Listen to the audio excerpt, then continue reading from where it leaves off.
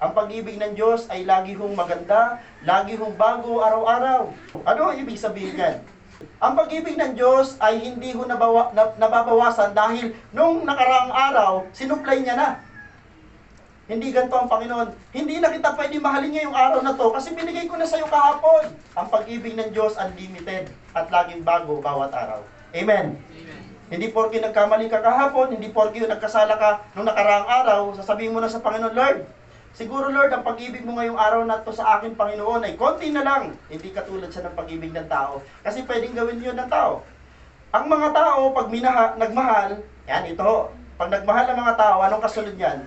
Yung pag ang isang tao minahal niya, sumablay nung una, yung alam niyo ba pagmamahal niya, pabawas ng pabawas? Sa Diyos iba. Kung ano ang naranasan natin pag-ibig nung una, babalikan ko lang, hindi yan magbabago hanggang dulo. Pero tayo po lang ang nagbabago. Ang pag-ibig daw ng Diyos ay laging sariwa bawat araw. Laging bago ang pag-ibig ng Diyos araw-araw. Hindi si Lord nagbibigay ng tira-tira. Binibigay ni Lord sa atin araw-araw yun the best. And alam niyo ba, walang binibigay si Lord na tira-tira, laging the best. Amen po.